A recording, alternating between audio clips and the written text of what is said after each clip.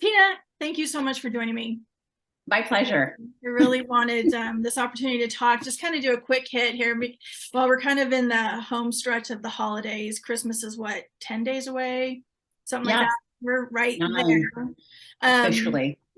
And just maybe providing some support or some type of inspiration, empowerment, maybe even permission to those of us that might be having some anxiety, depression, maybe having feelings of we don't know what they are, but we know that it's kind of getting in our way and kind of identifying it. So I can't think of a better person to talk to help us, navigate, provide some tips as we get to this time. Tina Goodell, I want to make sure that I get all of your credentials correct and your certifications so that people know who you are. Certified trauma therapist. I'm checking my notes. Certified life coach, comprehensive resource model practitioner, meditation practitioner, one hell of a counselor, and that's just my own personal endorsement. So I appreciate this time again. Oh, my pleasure. I'm happy to be here, and I'm seeing it every day in my work. So I'm happy to be here to support, your audience, and hopefully give them a little bit of, like you said, you mentioned, just support, guidance, understanding that it's okay if we just need to take care of ourselves right now a little bit and take a breath. And sometimes we don't understand. I mean, I can speak from personal experience, just, when I'm getting anxious or I'm getting short, things are really setting me off and I don't know why. And sometimes, but then I've done enough work on self where it's like, wait a minute, that's not your normal. And that's not how you want to feel. That's not Dawn. So what's going on? Giving myself permission to kind of sit back a little bit, kind of unplug and figure out what I'm feeling. And I think that's maybe some of the struggles that we experience is we don't necessarily know what we're feeling. We're just reacting. Yes. Well, and it's interesting because while I was thinking about something else prior to sitting with you, as you just were talking, it kind of has guided me in a different direction, if I can, with you today, is on the surface level, we take in from in utero, actually, but from birth on, we take in all of our environment with our senses, right? And so as we come into this time of year, and you stop me if you want me to kind of shift and go in a different direction, but when we take in all this information, we're taking in all of our experiences, all of our memories. A lot of us, had, very positive memories around this time of year, but a lot of people did not have good experiences around this time of year.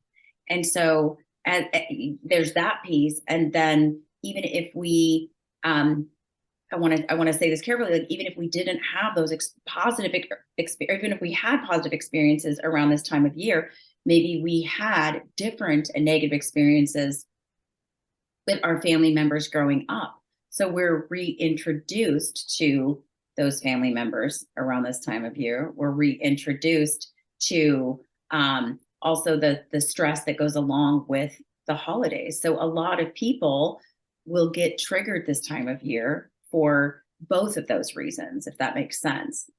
Oh, absolutely. Sometimes I think, and I can say this, is sometimes I think family is more of a 4-letter word than 6. we just and I think too, just preparing for our interview and kind of looking at what I'm seeing just across social media, the internet, kind of the headlines that come up or the statements is, why do we dread the holidays? Why do we get so anxious? Why are we so overwhelmed? Where does that come from? And we start and then taking care of our mental health, taking care of just our health and wellness throughout this time.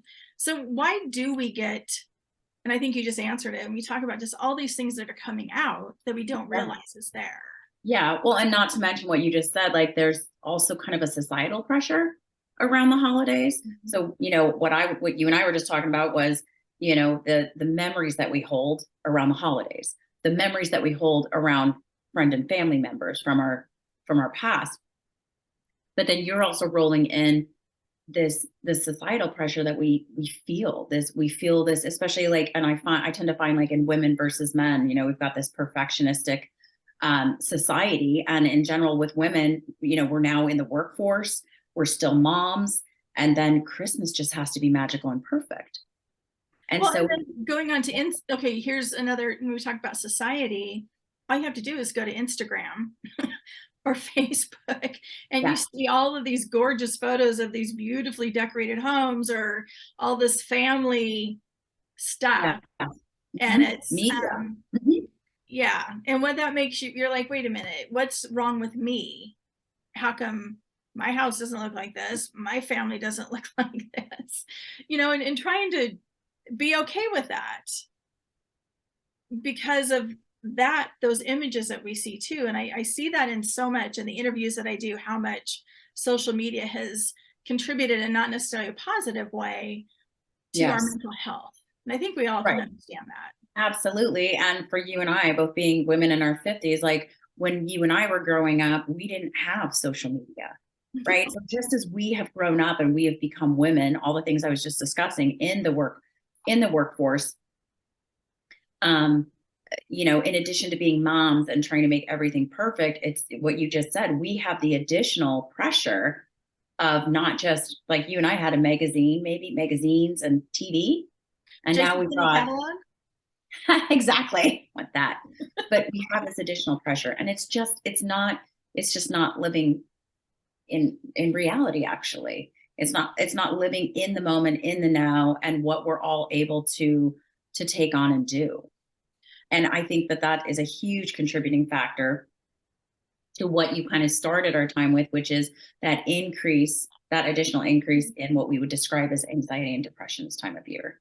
Well, and then if you add in that other layer, which I've experienced it, and still, but I think moving through it is the loss of a loved one and experiencing that holiday, especially the first one without that loved one, and that loss can take, loss can be so many different forms, whether it's a loved one, relationship, job, all kinds of things, but it's still a loss.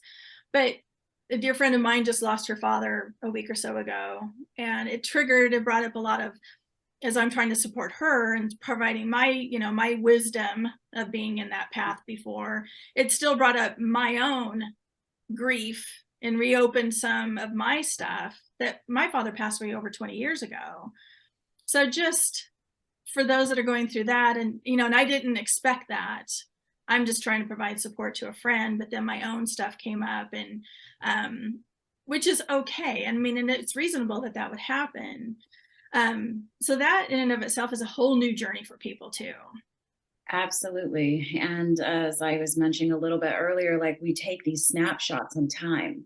Mhm. And because we're a species like many other on this planet, survival is something that's really first and foremost for us. So we will take pictures, we'll take snapshots of things that are the most traumatic for us or that are going to that are like most harmful for us so we can remember them, right? Because we don't want to redo those again.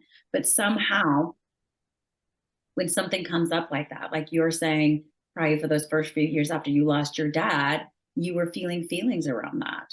And then because the brain doesn't know the difference between, now and then, real or imagined, right? As your friend, like you'll recall those moments of your dad and the losing, the loss of your father, and you'll feel those feelings again. And then as you watch your dear friend go through the loss of hers, it's going to bring that up for you again, right? So we remember, our body remembers, our brain remembers, and so we will have a tendency to feel those feelings again. And it's all normal. I think that's one of the things, is realizing that it's okay, that this Oh is my gosh. normal. Yeah. This, Yes. you should expect it. It's how the human organism works. It's So how it's what, meant to with work. all of that, the anxiety, depression, the family gatherings, that as we're getting closer to the weekend, that might create some anxiety, or, oh my God, what I'm talking about. And even the loss, on a more serious note, that piece of it, what advice do you have, or what's one thing or two things, something that we can do to kind of reconnect, reground ourselves, give ourselves a timeout, unplug? What would your advice be, Tina? I love that you just said all those things because that's basically what I do personally, and what I recommend to all my clients is you have to, as much as you can, You have to notice that that's coming up for you. Notice that you're feeling those feelings. When you say anxiety, I say fear. When you say depression, I say sad. So we notice as quickly as we can that we're feeling those feelings. You said it beautifully, is that you want to stop. You want to acknowledge that. You want to, as you said earlier, you want to know that that's okay. It's perfectly normal, that your body and your brain are actually working exactly how they're supposed to. You take a step back, give yourself permission to do good self-care. And everyone's self-care is going to be just a little bit different.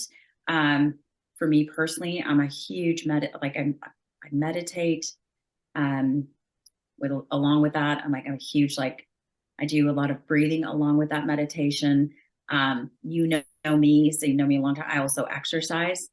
So if you can, you want to carve out time for those things that you know that are going to serve you best when you feel stressed, right? Absolutely.